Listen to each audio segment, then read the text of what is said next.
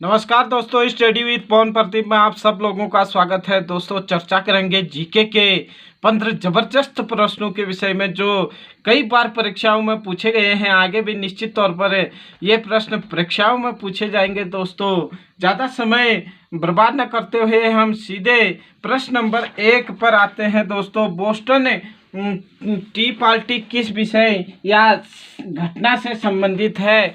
Boston T party जो थी America स्वतंत्रता से संबंधित है।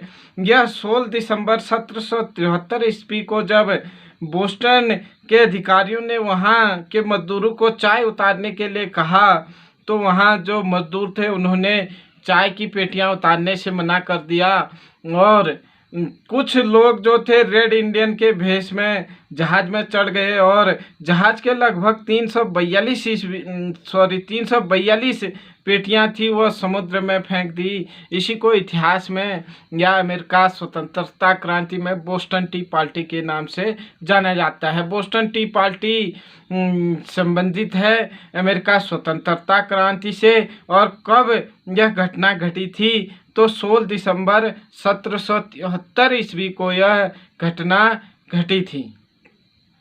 प्रश्न नंबर 2, मदर टेरेसा का जन्म कहाँ हुआ था? मदर टेरेसा का जन्म दोस्तों उस्मान साम्राज्य जो आज का सोपचे है वहाँ पर हुआ था। उस्मान राज्य के मैसिडोनिया जो कहा जाता है।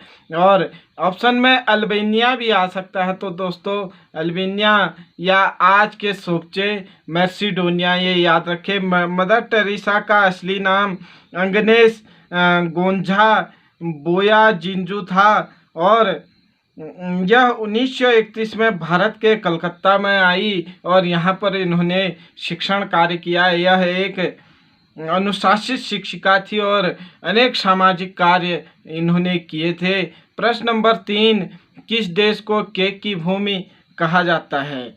स्कॉटलैंड को केक की भूमि कहा जाता है। दोस्तों, स्कॉटलैंड को केक की भूमि कहा जाता है। प्रश्न नंबर 4, कथा सरिस सागर के रचयिता हैं या कथा सरिस सागर के रचयिता कौन है? कथा सरिस सागर के रचयिता सोमदेव हैं। दोस्तों, सोमदेव की अगर बात करें तो ये कश्मीर निवासी थे।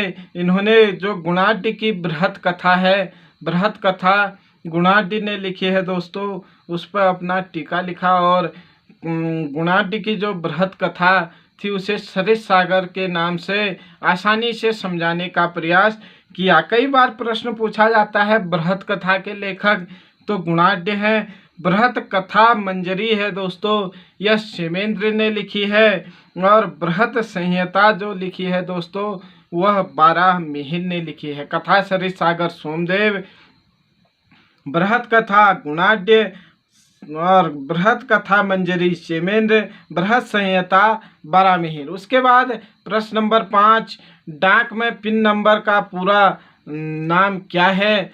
पिन का फुल फॉर्म पूछता है तो इसका फुल फॉर्म है दोस्तों postal index number. Postal index number की शुरुआत दोस्तों भारत में 15 अगस्त 1972 को हुई थी। कब इसकी शुरुआत हुई पिन नंबर की? 1972 ईस्वी को 15 अगस्त के दिन। इसके बाद प्रश्न नंबर 6, भारत की प्रथम रेलगाड़ी द्वारा कितनी दूरी तय की गई? आप सब लोग जानते हैं कि 1853 ईस्वी में लॉर्ड डलहौजी जिस समय भारत के गवर्नर जनरल थे उनके समय में यह रेलगाड़ी प्रथम रेलगाड़ी चली थी मुंबई से थाने के बीच, जिसने 34 किलोमीटर की दूरी तय की थी। प्रश्न कई बनते हैं कि प्रथम रेलगाड़ी कब चली थी? 1853 में चली थी। उस समय भारत का गवर्नर जनरल कौन था? भारत का गवर्नर जनरल लॉर्ड डलहौजी था। और कितनी दूरी तय की? तो इसने 34 किमी दूरी तय की और यह मुंबई से थाने के बीच चली थी। प्रश्न नंबर 7, भारत द्वारा निर्मित प्रथम सुपर कंप्यूटर है? भारत द्वारा निर्मित प्रथम सुपर कंप्यूटर परम 8000 है दोस्तों।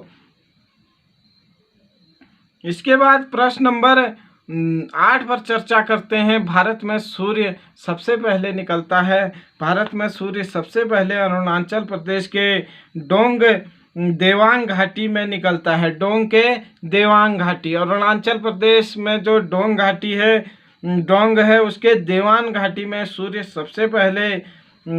की सबसे पहली किरण आती है। अगर हम आखिरी किरण की बात करें तो आखिरी किरण गुजरात में आती है। सूर्य की जो आखिरी किरण आती है, दिखाई देती है, वह गुजरात में दिखाई देती है। पहली किरण अरुणाचल प्रदेश में दिखाई देती है। अरुणाचल का अर्थ होता है दोस्तों अरुण, अरुण माने सूर्य, आंचल, आंचल माने आगे बढ़ना, मतलब सूर्य जहाँ से आगे बढ़ता है वह अरुणाचल है। ऐसे भी हम याद रख सकते हैं, सबसे पहले अरुणाचल में ही सूर्य दिखाई देता है। प्रश्न नंबर 9, किस मुगल शासक ने जजिया कर समाप्त किया था? अकबर ने दोस्तों जजिया कर समाप्त किया था 1564 ईस्वी में। इससे पहले 1562 ईस्वी में अकबर ने दास प्रथा का अंत किया। 1563 में तीर्थ यात्रा कर समाप्त किया और 1564 ईस्वी में अकबर ने जजिया कर समाप्त किया। प्रश्न नंबर 10, स्वामी विवेकानंद ने किस वर्ष विश्व धर्म सम्मेलन में भाग लिया? स्वामी विवेकानंद ने दोस्तों 1893 ईस्वी में शिकागो, जो अमेरिका के शिकागो शहर में आयोजित था, उसमें भाग लिया। और स्वामी दयानंद सरस्वती का जन्म दिवस किस रूप में मनाया जाता है, यह भी पूछा जाता है। युवा दिवस के रूप में मनाया जाता है। प्रतिवर्ष 12 जनवरी को यह दिवस मनाया जाता है। प्रश्न नंबर 11, खुदाई खिदमतगार के संस्थापक कौन थे? खुदाई खिदमतगार के संस्थापक खान अब्दुल गफ्फार खां थे। खुदाई खिदमतगार को दोस्तों लाल कुर्ती आंदोलन के नाम से भी जाना जाता है, जो भारत के उत्तर पश्चिम में चला था। यह आंदोलन पश्चिम भारत में चला था, जो 1929 में भारत उस समय बांग्लादेश, भारत और पाकिस्तान को मिलाकर हुआ करता था। पश्चिम प्रांत में जो ये खान अब्दुल गफ्फार खां थे, इनके नेतृत्व में खुदाई खिदमतगार आंदोलन चला था। इसे लाल कुर्ती आंदोलन भी कहा जाता है। यह कब चला था? यह 1929 ईस्वी में चला था दोस्तों। और जो खुदाई खिदमतगार के प्रणेता स्रोत थे, मतलब जिन्होंने यह खुदाई खिदमतगार आंदोलन चलाया, उनको बादशाह खां या सीमांत गांधी के नाम से भी जाना जाता है। खुदाई खिदमतगार का अर्थ होता है दोस्तों, यह एक फारसी शब्द है। इसका अर्थ ईश्वर की बनाई हुई दुनिया के सेवक, इसका अर्थ होता है। लाल कुर्ती आंदोलन से इसे जाना जाता है। और जो इसके संस्थापक थे खान अब्दुल गफ्फार खान, उन्हें बादशाह खां या सीमांत गांधी के नाम से भी जाना जाता है। प्रश्न नंबर 12 पर चर्चा करेंगे। राजा राम मोहन राय की समाधि कहाँ है? राजा राम मोहन राय की समाधि ब्रिस्टल, इंग्लैंड में है दोस्तों। यह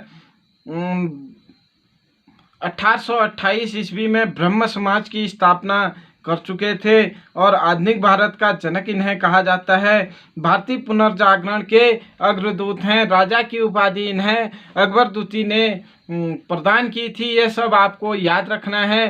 अकबर द्वितीय के ही काम से ये इंग्लैंड में गए थे, वहीं उनका निधन हो गया। ब्रिस्टल इंग्लैंड में इनकी समाधि है। एक बार और देख लें, ये 1828 ईस्वी में इन्होंने ब्रह्म समाज की स्थापना की। आधुनिक भारत का जनक इन्हें कहा जाता है।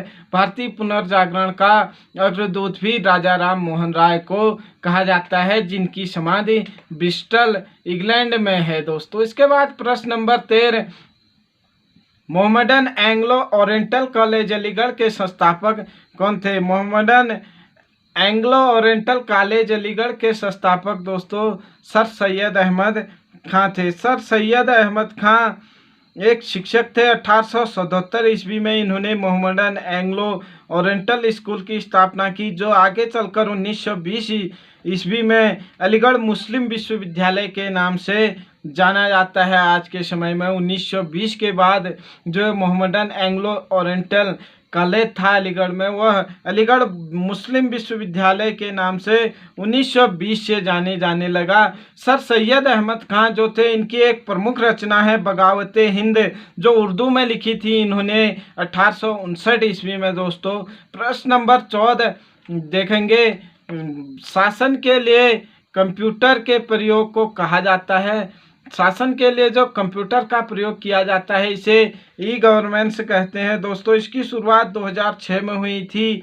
NEGP के तहत CSC सेंटर जो हैं आज प्रत्येक नागरिक को दोस्तों ऑनलाइन जो सुविधा है वो प्रदान कर रहे हैं। जैसे सरकारी ऑफिसों में होता था कि कई घंटों तक लाइनों में लगे रहना होता था और उसके बाद भी काम हो या न हो, लेकिन जो ई गवर्नेंस है इसके द्वारा काम आसानी से किया जा रहा है और यह काम जहां काम करने वालों के लिए सुविधाजनक है, यह साथ ही साथ जिनका काम कराना है उनके लिए भी यह काफ़ी सुविधाजनक है। शासन के लिए कंप्यूटर के प्रयोग को ई गवर्नेंस कहा जाता है। जैसे आजकल आप लोग देखते होंगे कि विभिन्न जो प्रमाण पत्र होते हैं वो सारे ऑनलाइन बनते हैं और डिजिटल साइन उनमें हो जाते हैं, वही सब ई गवर्नेंस के अंतर्गत कार्य होता है दोस्तों। आज का आखिरी प्रश्न है, आज का आखिरी प्रश्न